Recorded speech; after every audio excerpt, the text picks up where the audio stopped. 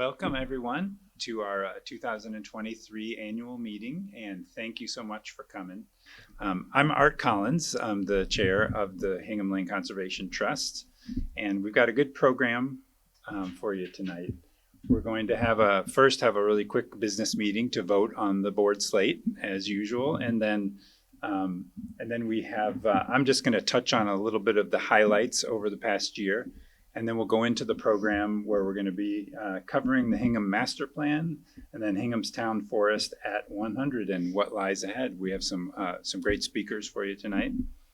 I wanted to note also that that if you have questions throughout the presentation, we would ask that you let us know, and we can give you a card so you can write the question on. And Don's holding them up there, right there. He's got the cards so that we can make sure all the questions get addressed. Okay, so going into the board slate. So for the vote on the slate, what I'm going to do is just read the names, and then we'll ask if there's any objections to the slate instead of having to vote individually on them. So first, it's obviously me, Art Collins, continuing as the board chair. And then we have Tom Bright, who's agreed to continue as the treasurer. And then Helmut Fickenworth will stay on as the secretary. He's right over there. Then we have Martha Falvey, who is our longest serving board member still. And I consider her the community liaison. That's what I'm going to say your role is. As she has her soup spoon booth at the farmer's market where everybody in the world comes and talks to her, and she hands out the maps. Yes. So then we have Joel Goloski, who's not here right now, but he is the co-property steward for Jacobs Meadow. We have Don Kidston, who is definitely here, and he is the property steward for Eel River Woods. And he does a lot of other things too. You might have known that he put together the 50 Walks initiative last year. He organizes all of our conservation restriction work and really is kind of the I'm going to say coordinator of all the property stewards too. We have Mark Laughlin here, and he is our representative on the Turkey Hill Management Committee.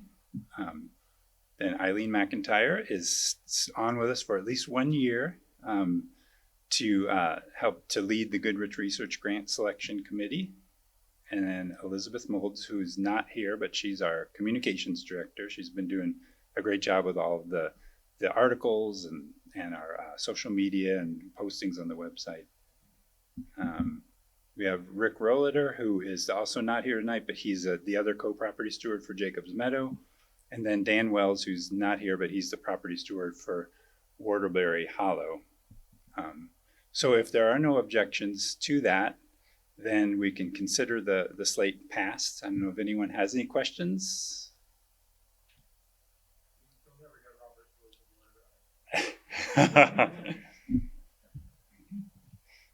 Okay.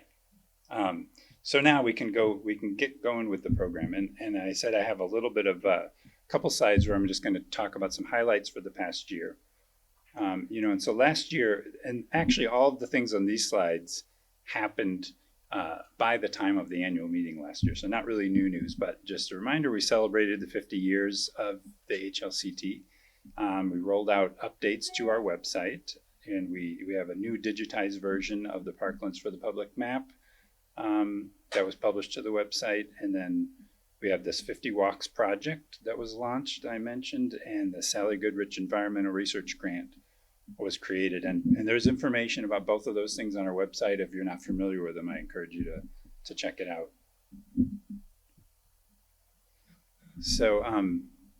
And here are some things that we have done already this year. So it's already been a busy year. And I mentioned that we launched the Goodrich Environmental Research Grant last year, but then we've had our first recipients in January this year. And this grant it's there to fund research projects by an institution, organization, or town that will assist in the conservation of open space in Hingham and adjoining South Shore communities, or to improve access to or encourage the use of parklands in conservation areas. And we have more information about that on the website. And we're still accepting donations specifically for that purpose if you're interested. And there's actually a donation button on the website for that so that we can continue to offer these grants in the future. And so the two recipients this year were a nonprofit called Wild Cohasset, which is building a pollinator meadow in Wheelwright Park in Cohasset. And then also the Weymouth Conservation Commission, which is conducting research in the Old Swamp River on something called eDNA to detect the presence of wild trout populations. So those are really exciting projects, and we are, looking forward to see what other projects come our way this year as people. And if you are aware of anyone that organization that may be interested in doing research like that, please let them know about it. I don't know if it's officially open or it's just continually accepting applications. The application is up on the website. Can download at any time. They'll be due in October. Okay. So the other thing was our spring walk, which this photo here is of that spring walk in Moore Brewer Park. We had Wayne Chulo, who's the and I always get the title wrong. Let's see if I can get it to come up here. Well, I have it written down. He's the Trustees of Reservation Stewardship Manager for the South Shore, and he led us through Moore Brewer Park on a walk where we saw over 30 trees and shrubs that were recently re-identified by a Girl Scout troop, 75399, a Girl Scout cadet troop. And this was a project to update a tree inventory that had been done years ago by the Hingham Garden Club and the Conservation Commission. And it set the stage perfectly for the topics that we're going to get into tonight, talking about open space and forest in the town. Okay, so for the program tonight, we decided to follow on that theme of trees from the spring walk and spotlight the town forests. It's also known as the George Washington Forest, and it's celebrating 100 years of town ownership this year. And before we get to that, though, joining us to open the program to discuss Hingham's Master Plan with a focus on open space and natural resource is Gordon Carr is here with us. And many of you may know him. He's a third-generation Hingham resident who chaired the Hingham Master Plan Committee from 2019 to 2021 and may not be able to get away yet. So then after that, we're delighted to have forestry experts Phil Benjamin and Tom Farrell, who are back there. And they are the ones that authored the Hingham Town Forest Stewardship Plan a couple of years ago. And they're here to address management of Hingham's forest and the future challenges that they face in terms of climate change and infestations and just topics generally about forestry management, which they're passionate about. Okay, so now I'm going to hand it off to Gordon, but I have to pull up your slide. Yeah. Thanks, everybody. Great to be with you. Thank you for having me, Mark. This is great.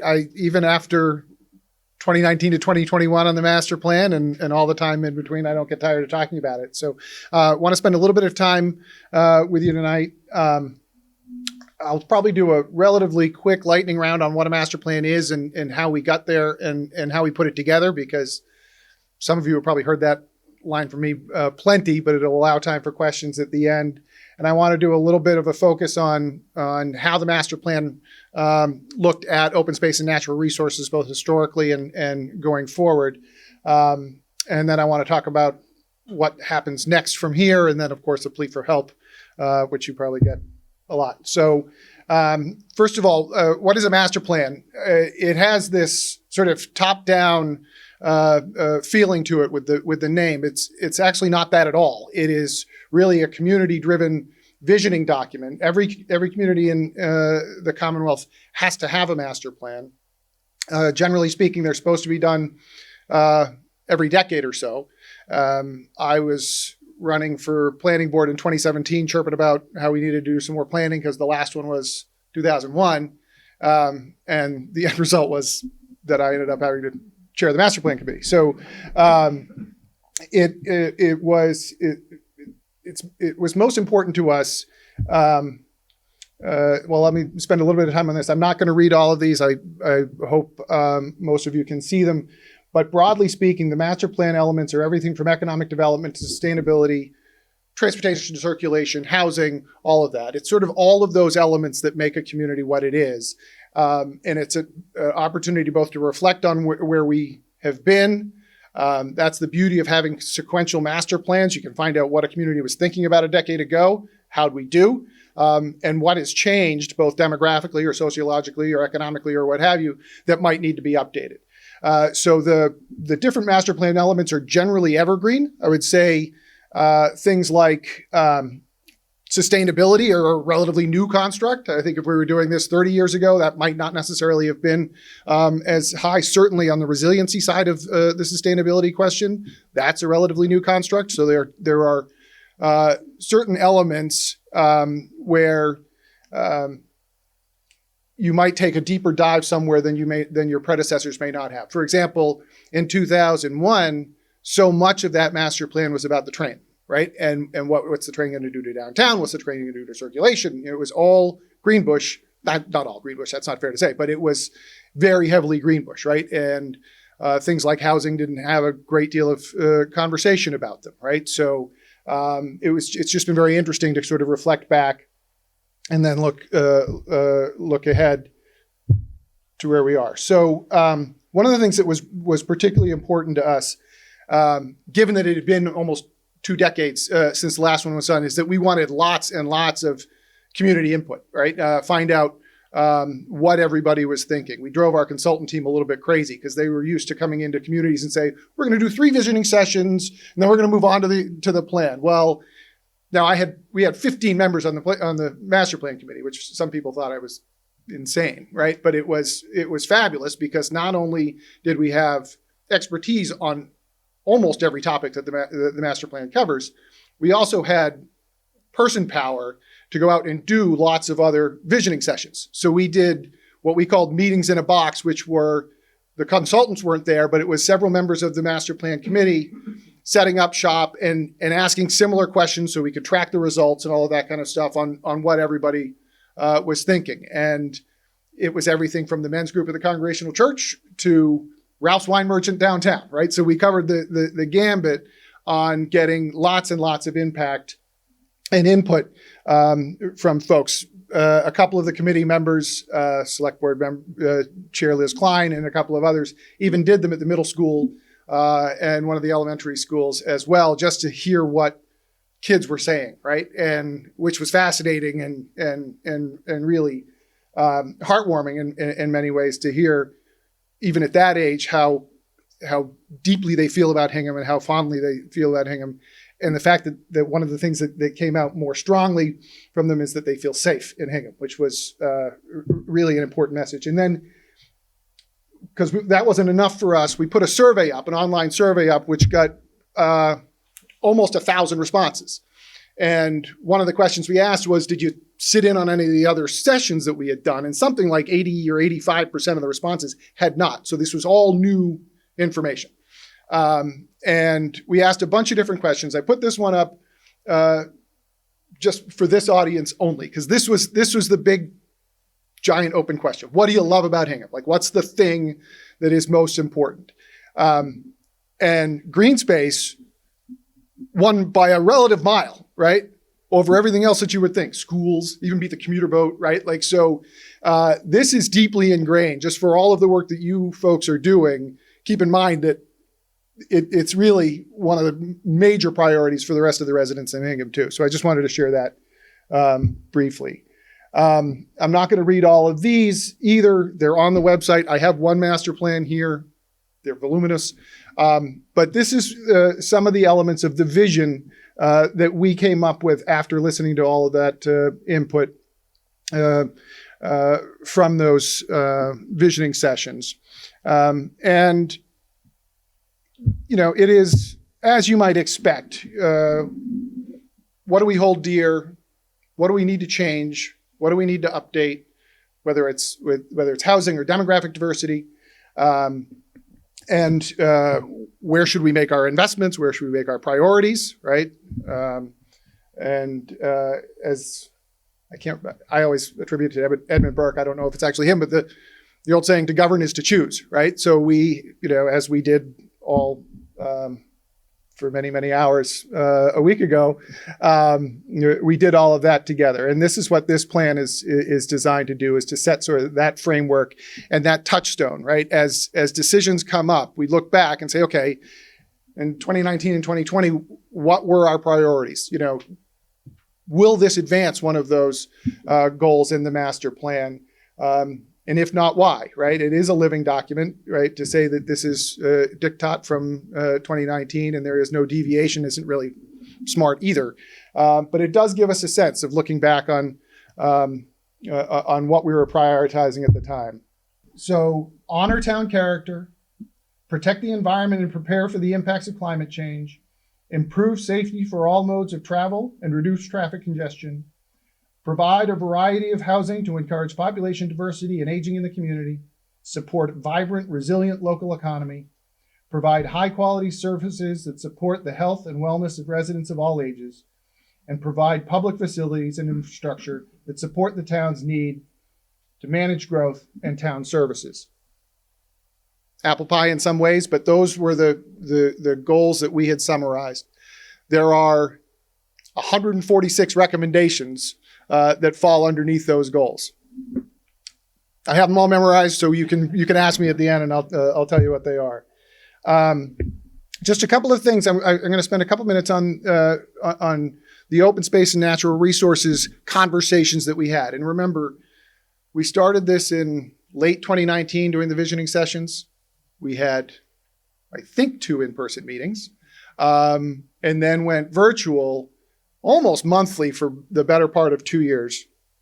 It was an extraordinarily collaborative process. You know, I wonder if we would have been feistier in a room rather than we were on Zoom, but it all went very well. There are a whole number of chapters. I'm not, for purposes of time, going to get into all of them, but we'll spend a little bit of time on this piece about the significant amount of permanent open space that we already have in town, right? It's a reason that was one of the priorities in the survey, and you know, is something that needs to be highlighted, and as well as the partially or temporary protected lands, the Chapter 61 and all that kind of thing. Just a sidebar on that, some folks probably saw the story in the Globe this week that there are some communities that have golf courses in their Chapter 61B program, and so they're exempt. And that's terribly controversial. And I'm reading that. And then the thing that I read in the local newspaper in New Bedford this morning, which most of you probably didn't read in the New Bedford, is Hawthorne Country Club in Dartmouth was sold and will be an entirely residential development. The golf course is going away and it's going to be all housing. So might be a cautionary tale on some of those communities that are objecting to, no, nobody's buying Braeburn and turning it into housing. I don't mean to say that, but there are reasons for these things, right? And it's important to kind of keep an eye on what's happening in other communities. We also spent a little bit of time, and I'm going to have to take my glasses off to read this too. You know, what did the 2001 master plan say about protected open space and natural resources, and where are we today? So, you know, the calls were to expand the network of protected open space. Well, I would say we've done a reasonably good job on that between the work that you folks have done, as well as some of the other things that have been added under Chapter 61. The Lehner property obviously is really one of those things that I think the entire community can be proud of for a very long time. The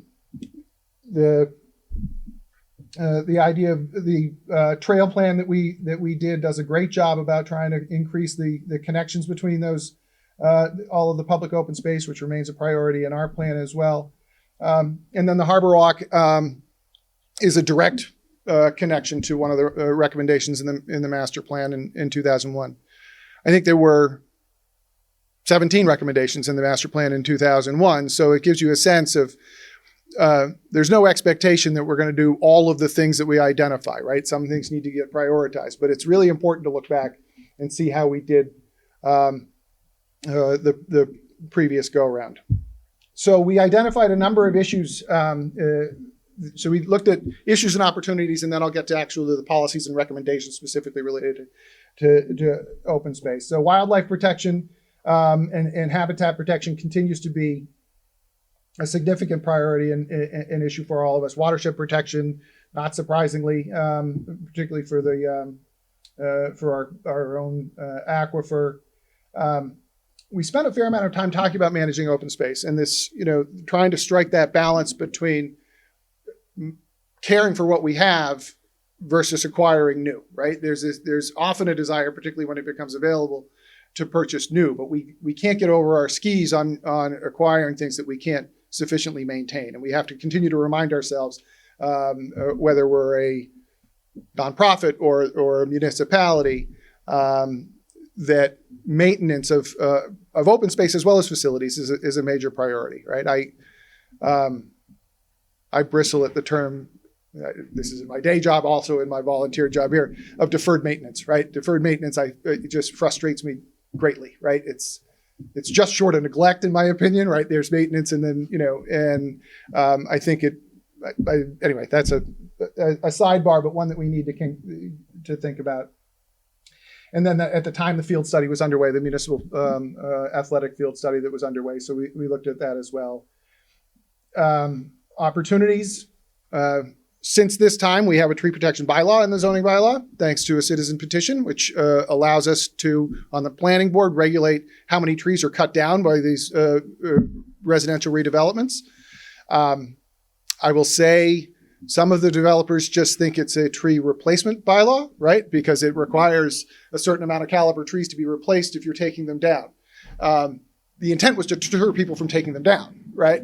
But developers are like, okay, yeah, we'll just plant a bunch of 3-inch caliber trees and we're good, right? And it's not really the point. So we at the planning board have some pretty hard conversations with some of the developers about that, right? This is it's a preservation bylaw, not just okay, we can take down a 150-year-old tree and plant a bunch of saplings and off to the races, right? So it's one of those things that we talk about pretty regularly on the planning board. And then obviously connecting as much as possible the public open space, finding opportunities to make those connections where they are, so it's not a whole series of disjointed open space, but it can be enjoyed and connectedly. So policies and recommendations. So one of the top priorities is provide stewardship of priority open space and natural resources, connecting passive and active recreational lands wherever appropriate and possible. So related to this was what we describe as the gateways of Hingham, South Hingham and North Hingham. And as people enter into them, there was a lot of talk on the master plan that we could do a much better job welcoming people as they come into our community from both sides. A lot of that work is underway as well right now.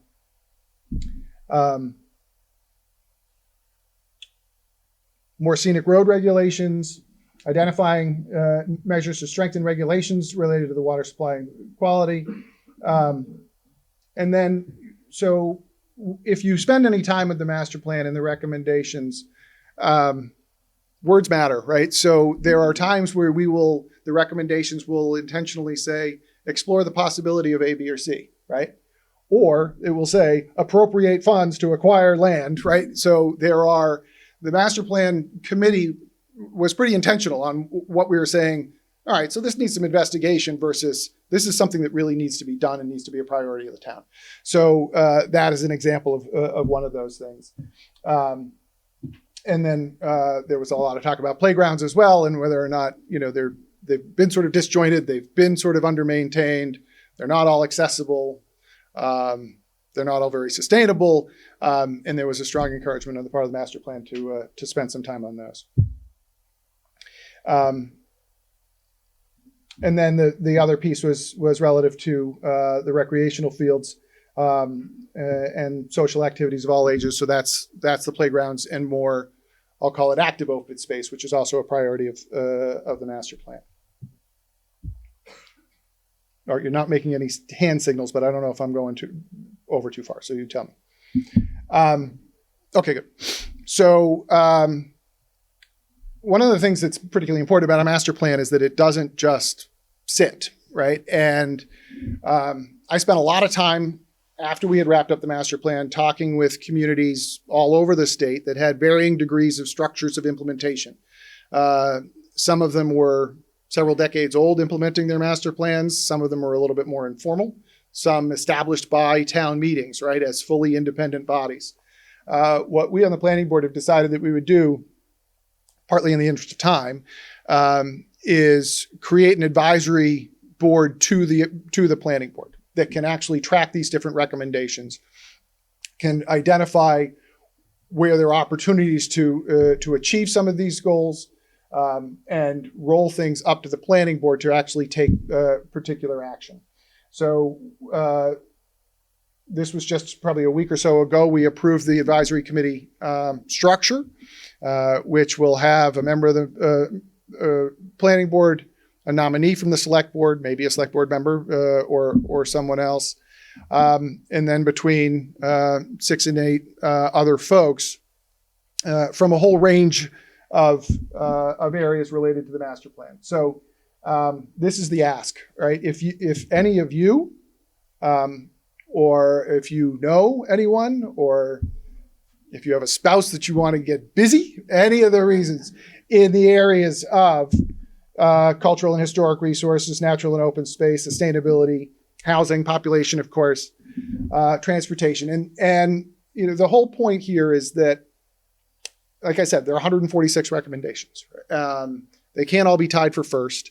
Our consultants tried to categorize them as easy, moderate, difficult, or fast, medium, long, and they did it in a complete vacuum. So you look at it now and you're like, not in Hingham, you know? So we got to look at that's the point of the implementation committee is look at those recommendations, figure out what we can achieve. Some of them are underway already, which is great. It shows a little bit of momentum on the master plan. That's also probably not an accident. We might have put some recommendations in that we were confident might advance pretty quickly for that very purpose. And most importantly, not to wait another 2 decades before we do this again, or before somebody else does this again. So give some thought. We're taking names. We'll have some conversations. We may do some interviews. But I'd like to spend sort of the early part of the summer setting the implementation committee up so we can get going. You know, we have, for example, Nancy and I were just talking about one of the things that's going to be coming through the planning board for next year's town meeting is the MBTA communities legislation and our preparation for that. But we can walk and chew gum, right? There are many other things that we can do either on the planning board or Concom or any of the others to advance these things. So we're looking forward to keeping it going. It's taken me a little bit longer to get the implementation set up. But that will hopefully keep going and do regular updates to different boards and commissions and probably all of you, particularly on the open space and natural resources stuff. So probably a lightning round. I hope I didn't talk too fast. But do you want to do questions now? Or you want to do everything else and just open it up for questions? Let's go ahead and do the questions at the end. Okay, great. All right, I'm going to step down. Thanks. Thank you.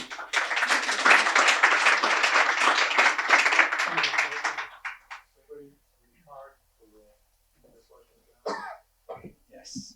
Thank you, Gordon. No, that is very, very interesting. And hopefully we'll be able to reach more people with the recording when it goes up in our media as well. And we'll surely mention it later in the year in our newsletter at least, but hopefully you'll have everybody in place by then. Okay, so now it's my pleasure to introduce to you Phil Benjamin and Tom Farrell, who are going to come up here. And as I said before, they authored the Hingham Town Forest Stewardship Plan.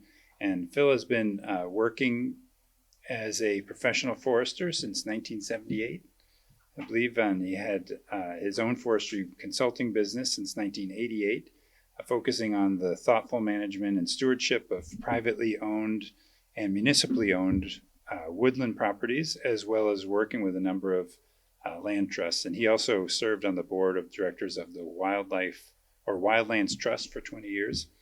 And then Tom began working with Phil in 2009 after graduating from UMass Amherst with his BS in forestry.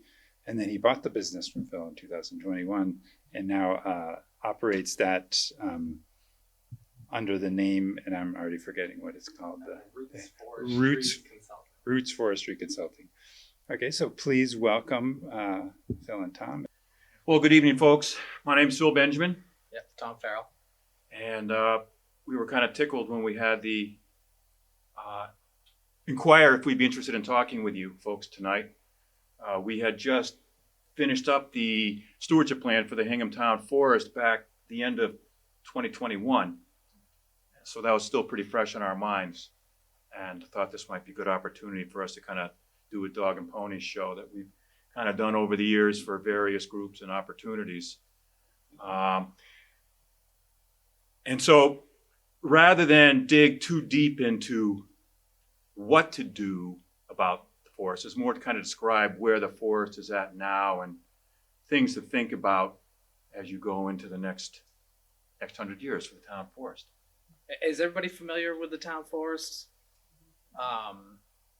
And really, the big event that I think drove people to reach out to us was a large portion of the town forest had red pine planted and was growing, and a couple things. An insect and a fungus came by, and naturally occurs with the red pine, but when red pine was planted in a plantation, what happened was they planted a lot of trees close together, and then as time went by and those trees started to mature, very little trees were thinned out at that point in time. So what you have is you had this forest that was from afar looking really nice. It had big mature trees, but each one of those trees was really stressed out and kind of fighting for resources. So when the insect and the fungus came in at the same time, combined with the stress that those trees were facing, they just couldn't withstand it, and a lot of them succumbed really quickly. So that, I guess, that watching that happen, made people start to think, where is that forest now? What is it doing? What should we be doing? And Phil and I came in. And it's funny, it's always, with the forest, it's always something you could have done previous. So now what now? But when we were asked to come in and do a stewardship, just to describe what a stewardship plan is, Phil and I were charged with mapping out the forest, and we do that in groups of similar trees, distinct species, and then as well as age classes. So once we mapped out the forest and we had these forest stands figured out, we went into those forest stands and did a point sampling technique that really allows us to figure out how many trees per acre and what the basal area per acre is. And when you take those two things, you can graft them based on the species and species of tree, and then the soil types. You can graft that and just figure out where the you graph it on a stalking guide that shows how stocked that forest stand is. What we find out most of the times in the forest, because there's either a lack of management, what happens is there's more trees growing on that area that really can sustain it. And so what happens is those trees end up getting stressed, and then they succumb to certain disasters that come through, natural disasters. So we were tasked to do that with the town forest. So it kind of breaks down into the area of red pine that died out, and then the white pine, the area of white pine that's alive and pretty healthy. It was interesting. You had Art had mailed out a copy of or emailed us a copy of the report or article that's written in a local paper about the 100th anniversary of the town forest. And so these numbers pull that out of the report. It was really pretty interesting. Back in the,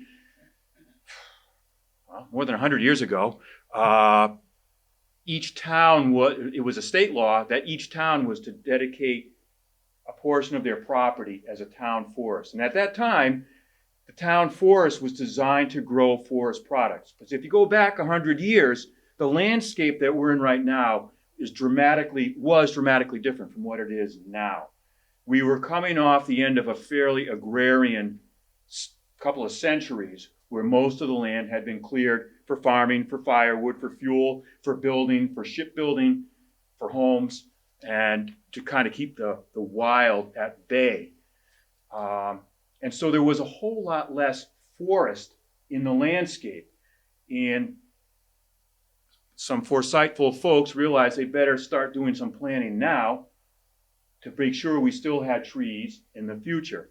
So 100 years ago, the Hingham Town Forest was started, and then over the next 3 or 4 years, they planted 50 or 60,000 trees out there. White pines and red pines and some Norway spruce. The reason they planted, the white pine was and is probably the most dominant commercial tree species in this part of New England.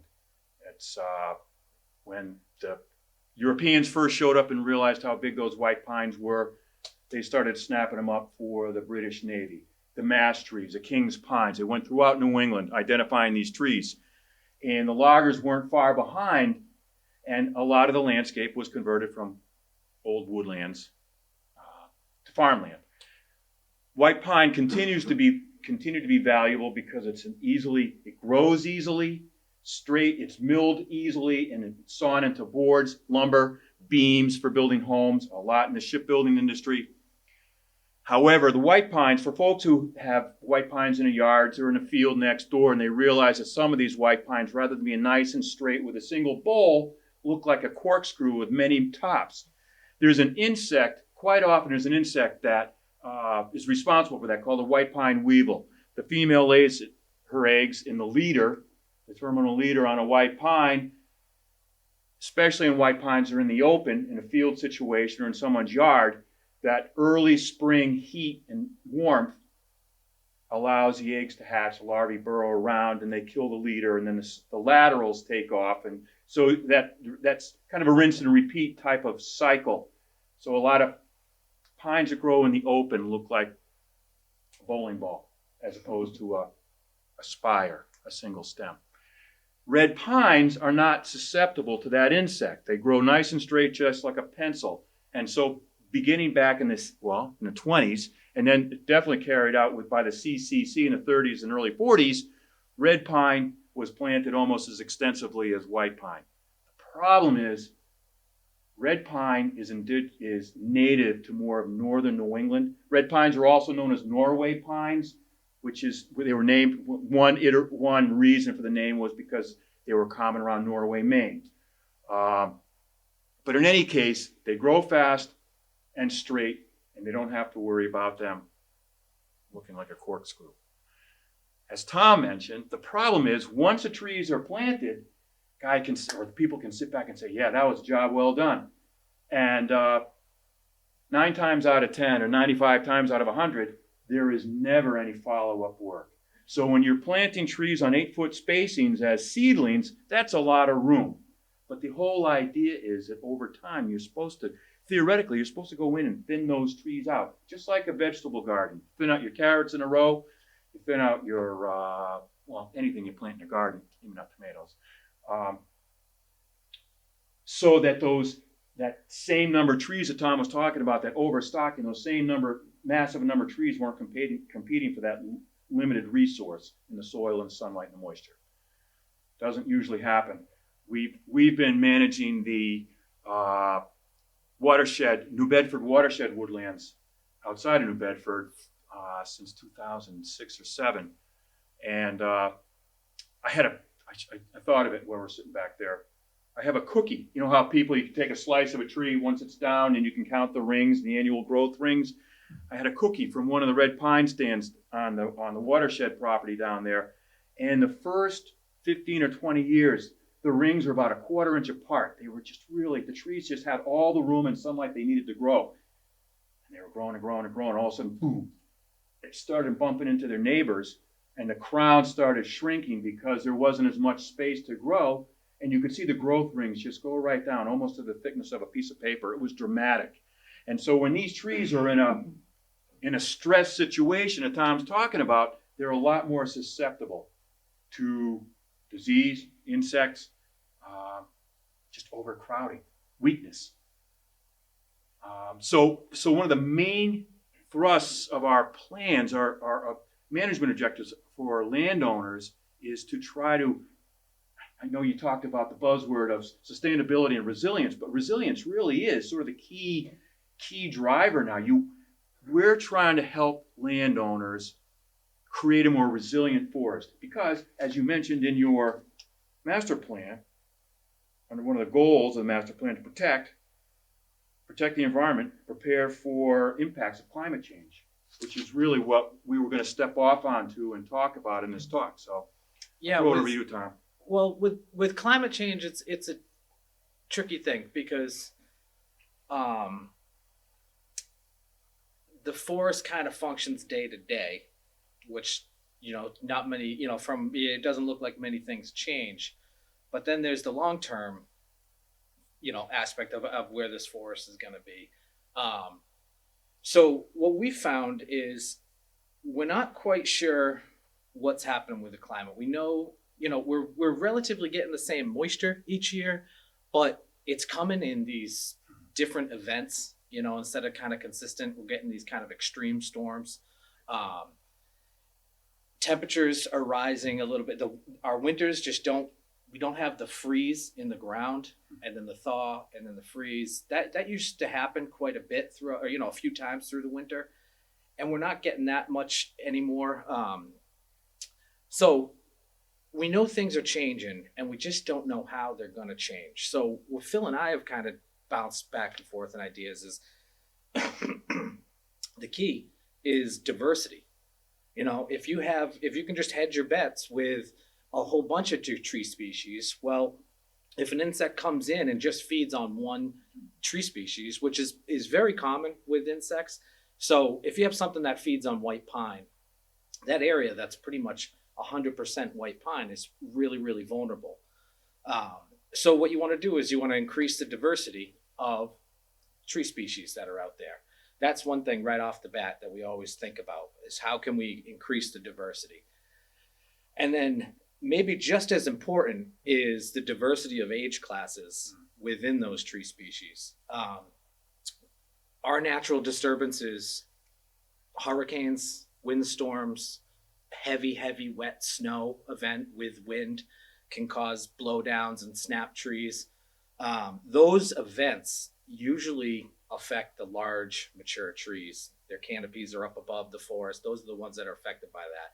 So if you can increase the age classes amongst those big trees and have young seedlings, saplings, poles, the mid-story kind of stocked with those trees, well, when you have these events, the forest can kind of not really skip a beat. Those younger trees can now just fill the holes that are opened up.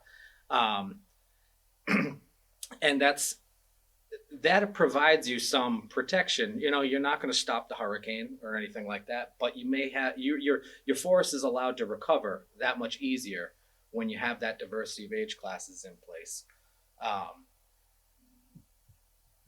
The one thing that let's see,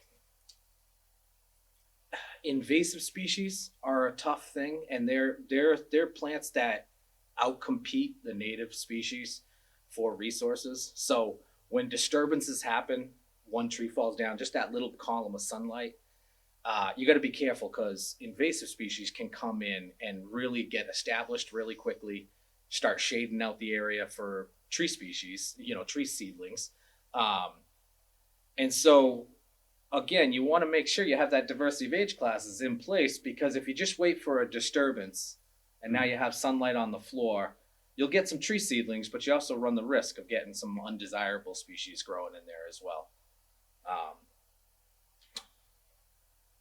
So this is what you see when you walk into the Hingham Town Forest, the George Washington Forest, especially from the north end or from the middle of the property. It's a Charles Street. Come in, you walk in, it's just, you have a really impressive 100-year-old forest of white pines. Really soul satisfying. You can see why so many people are out there walking, just soaking it up. And right now, it's absolutely spectacular. You can look up through the crown and all you see are pines. It's what we have to keep reminding ourselves and remind our landowners when we're working with them is that it takes a forest a long time to grow. And our time with a forest, with a few exceptions, is just sort of a kind of chapter within that forest's story. And to Tom's point, when we walk in on a woodlot or someone's property, one of the first things we look at is, are there some young trees of the species that we'd like to see out there? And I took these shots. I just stopped by last week just to make sure I had some fresh shots. It's gorgeous and it's almost cathedral-like, and I know that. I mean, that's one of the reasons why I went to do the work I do, just for that feeling in the forest. But at the same time, you want to start thinking about having, as Tom mentioned, you want to have these different age classes in the pipeline. We are due for a hurricane one of these days, one of these years. It's been 32 years now since Hurricane Bob. We're due. And down on the South Coast, it took it on a chin pretty harder. But I know in 2013, I think there was a serious storm on the South Shore that just pummeled some of the forest from Duxbury up this way, where the big pines just blew in from the wind coming off Cape Cod Bay. Some of the properties already had young pines in place and the other hardwoods in place, and so they have a head start. I'm not as confident here. Before you switch that. Yeah, go. Yep. You know, this is the area of like vulnerability that we're looking at.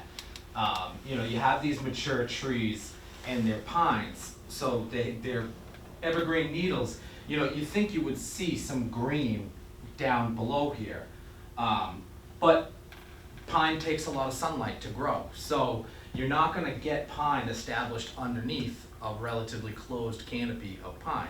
You need to create some openings, and that's Mother Nature. That's, you know, how does she open up those, you know, make those openings? You know, and then not only do you have, you know, very little tree species down here in these age classes, but you also have a really lack of shrub component. So when you have a lack of shrub component, there's a whole bunch of species that, songbirds. You know, there's some songbirds that they don't really get, you know, the males will pop up about 14, 15 feet and sing and try to attract their female, but once they do that, they kind of spend, you know, some species spend their life, you know, 5 feet or below, and that's where they make their nests. So they're susceptible to predation, foxes, coyotes, and when you don't have this thick understory, you just really don't have the survival rate with these birds, and they're breeding. You know, they're breeding, but they're just not having good survival rate. So again, it's one of those things that day to day you may see songbirds in there, but are they having successful clutches throughout the year? Is the population growing because of these birds that are in here? And unfortunately, when you have this bare ground, it's really easy for a coyote not only to be able to see in there, but also just, you know, spend no calories at all, just kind of trotting through the woods. So predation rates go really high in areas like this. That's just another shot of the forest, just kind of highlighting the fact that it's beautifully open, but at the same time, it's sort of, I can't call it a biological desert, but it's close. More monoculture, you know, you're growing one species, mature pine, because there's no sunlight coming through, and the pines love the sunlight. You're not getting that regeneration of pines. Oaks need a lot of sunlight as well. What you are getting is there's these little gray stems that you can kind of see through there is black birch. A really interesting species, and a species that can last a long time growing in the forest. It's definitely something that we like to promote, but you're underneath almost 100% canopy of white pine.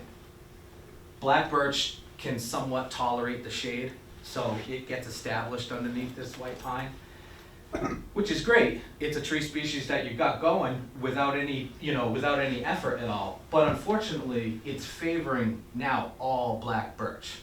So again, if you have this disturbance, the only tree species you're going to come and, you know, have come up and take advantage of those openings now is black birch. So it'd be a lot nicer to have a good mix of black birch, a mix of white pine, a mix of some oaks, hickories, even some beech that's out there. And so, you know, you do have young trees, but you're just lacking that diversity a little bit when it is a closed canopy. On the flip side, the red pine that was just south of this area, There you go. um, I clipped that right out of that article that Art sent from. yeah, back so in it doesn't look like that anymore. No. You know, every single one of those red pine stems died. But what we found out was the diversity growing underneath this red pine stand was fabulous. Yeah, I'm gonna Um, fast forward here, not fast forward, but And so, that's a dead red pine down in New Bedford. you know, what, So that should look familiar to you from what your forest looked like for a while before it ended up like that. yeah. But yeah, The one benefit of Yeah. the red pine was just the way it grows. The physiology of it is the crowns never get really dense. You know, when you go into the white pine forest, it's dark, it's shaded all the time. The red pine, even when it was healthy and growing, the crowns are still just not as thick as the white pine, so there is some sunlight getting in there and allowing tree species to sort of get established. And then what we found is all over the state, when the red pines die out, there's this sort of flush of young trees that are just bursting at the seams to take over. And that's what you have out there on the town forest. If you look, you can see all the dead red pines, and that's kind of a tough thing to see. Believe it or not, because there are so many young trees growing and it's not going to take long for them to get established, they're already starting to cast some shade on the ground. So it's not quite as much of a fire hazard as your brain kind of tells you with all the dead wood underneath, because there is still so much green growth up above. And this wood drives in the insects. You know, when you have good populations of insects, the songbirds come in, feed on them. So there's this whole chain of, you know, great habitat.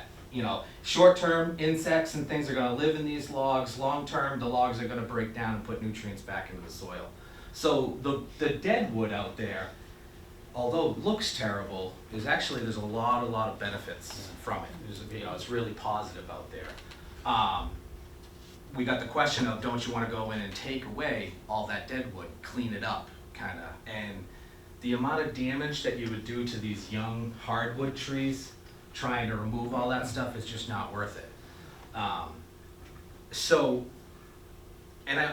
mentioning that because some people could correlate, okay, we didn't do anything with the red pine.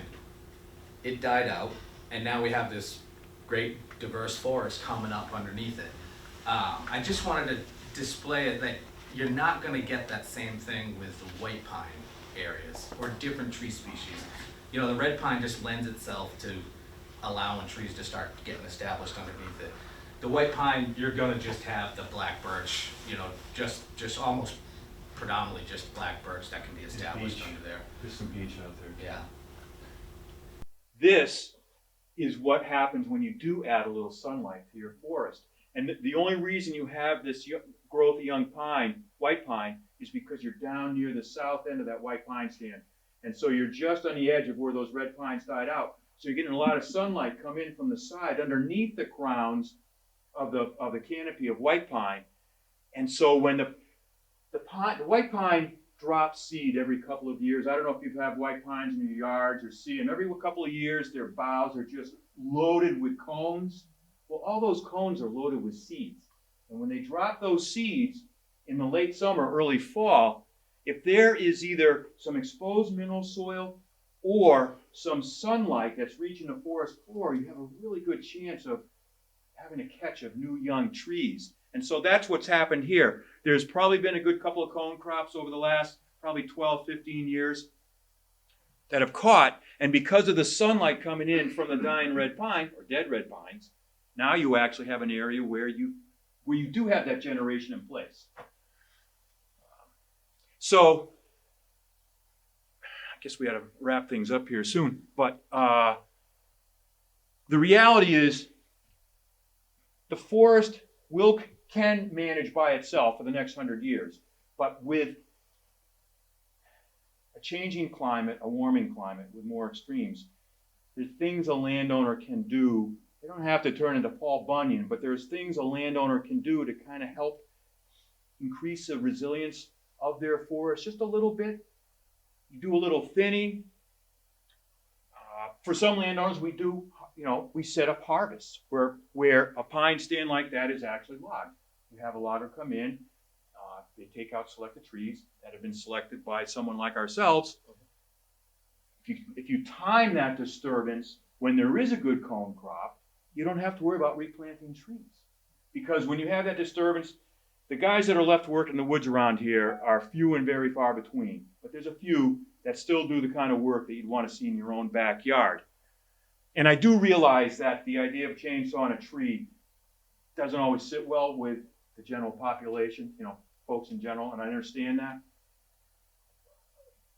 But what we have found is if someone has an opportunity to, or if we have an opportunity to explain why something's being considered for a piece of property, the landowner might not like it, but at least they understand it. They're not having something jammed down their throat or being told, oh yeah, it's fine.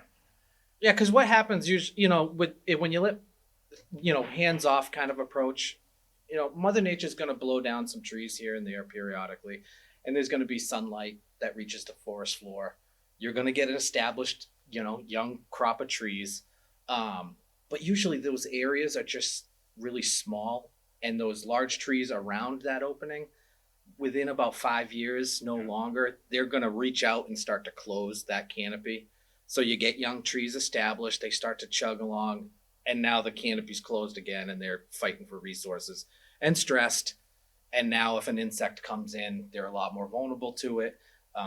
Sometimes the trees are just vulnerable to wet, heavy snow. They just don't have the strength to stand up, so they end up flopping over and can die that way.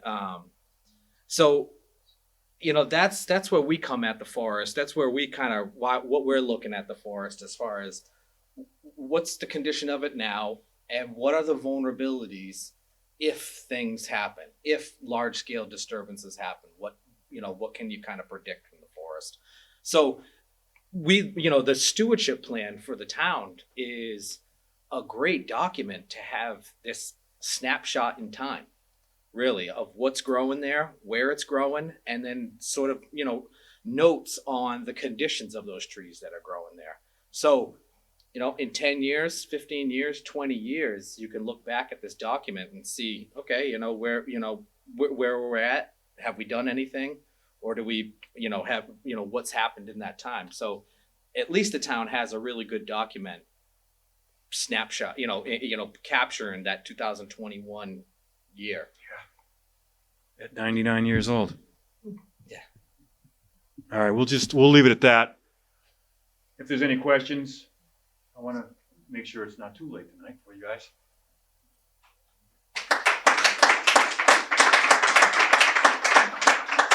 Thank you. I was thinking we should.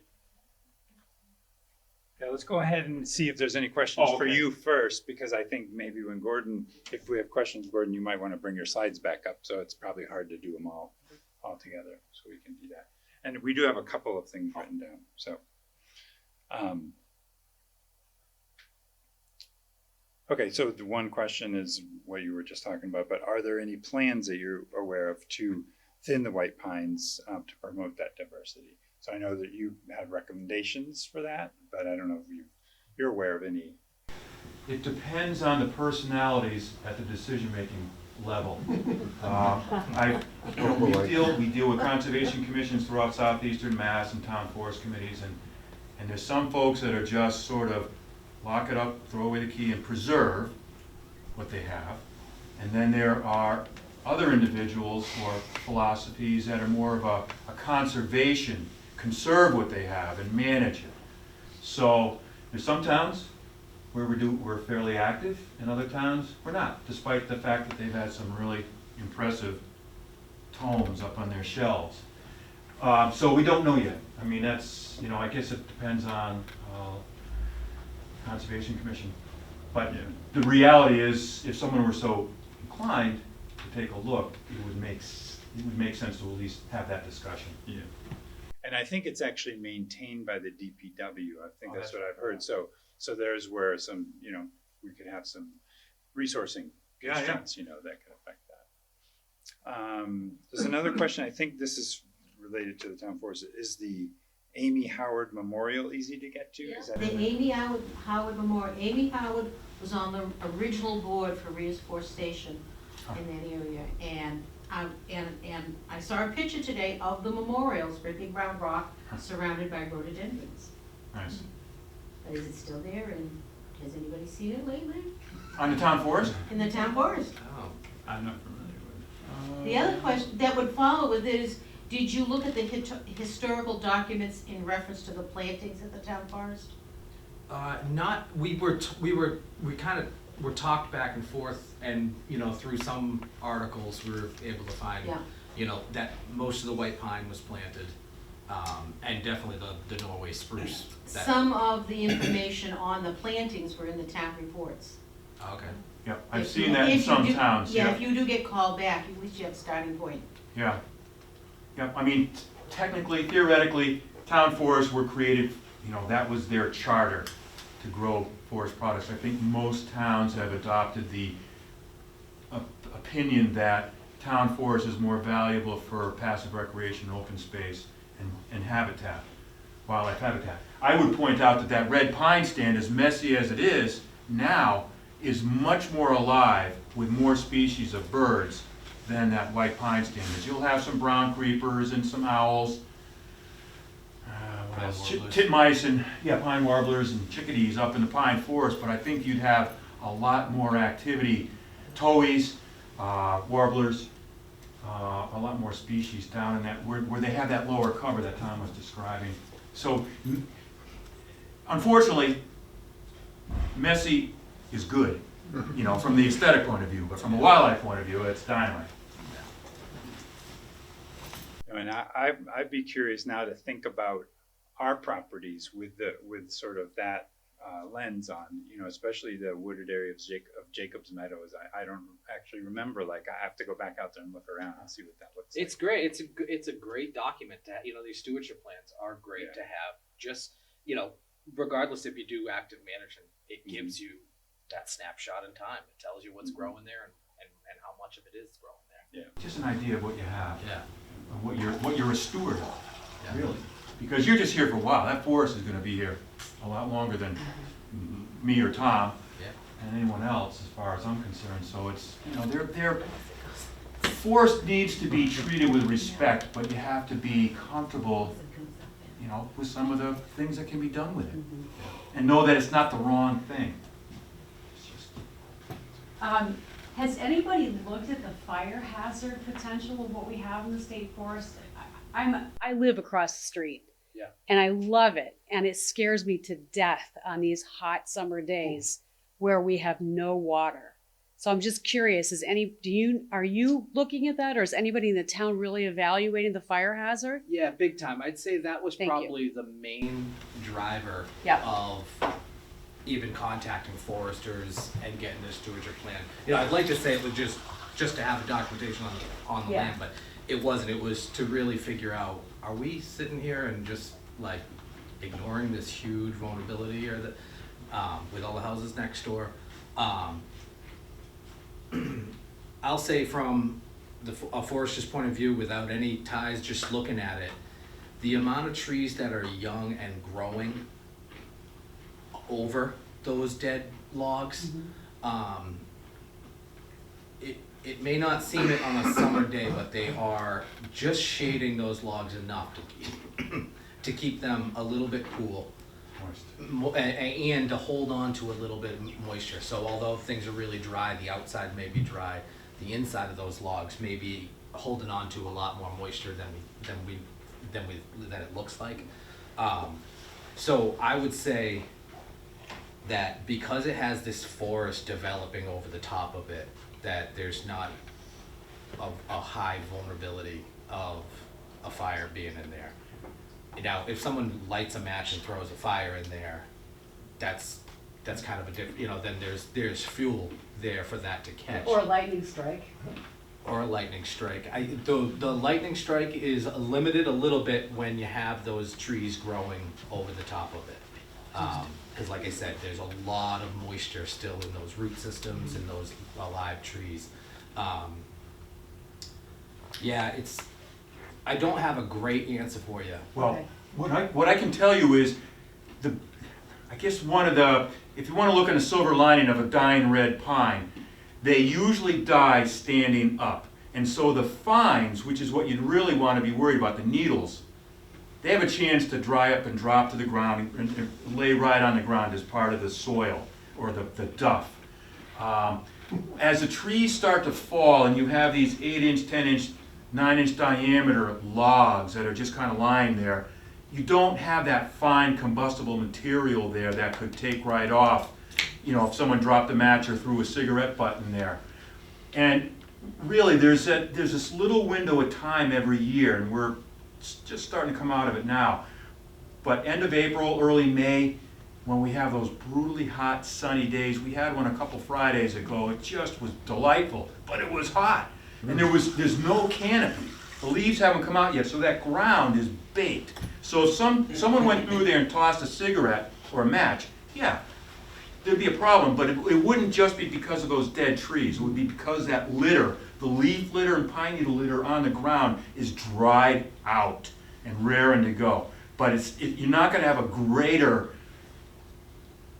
opportunity for fire because you have those dead round red pine logs out there. If they could have been diced up to lie on the ground sooner, that would have been better.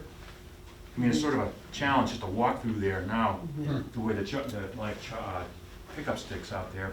But if you had the time or the money or the inclination and just dice them up and let them lie on the ground, then you're going to really eliminate almost all the problems.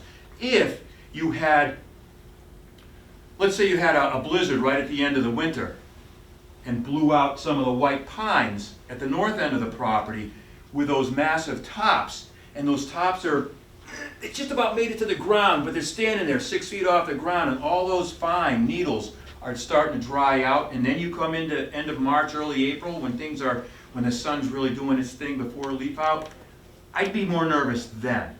But that's when you'd have, if the DPW's people in charge and enough people squawk and say, hey, you've got to take care of this now. They don't have to chip it up, they just have to dice it up and leave it on the ground. Okay. Thank you. So Jack, did you have a question you wanted to? Not important, thanks. Okay, well, thank you. Thank you very much. I'm sorry you can get us going for a while here. Okay. So Gordon, we did get a couple of questions for you.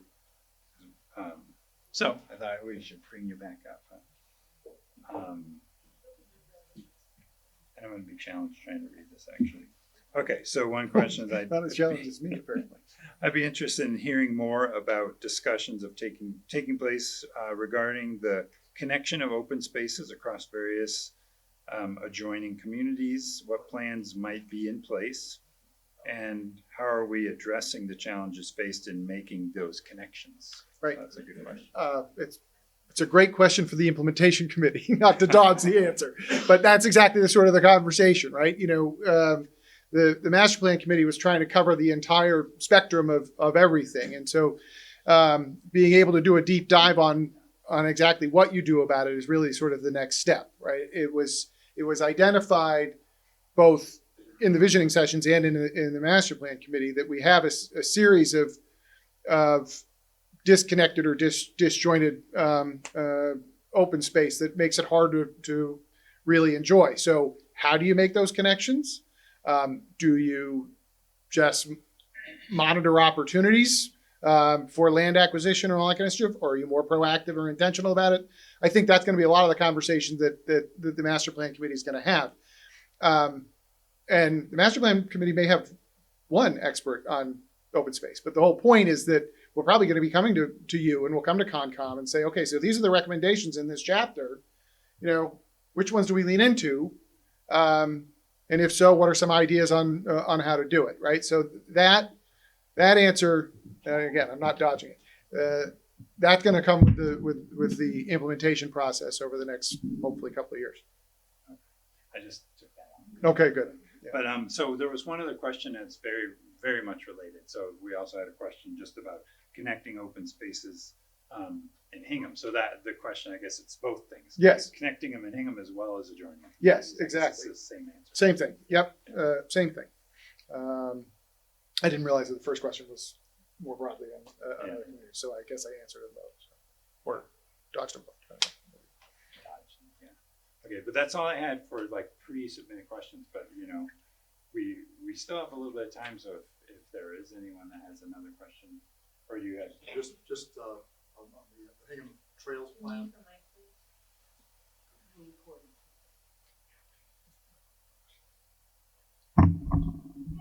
I just want to point out, is this on? Yep.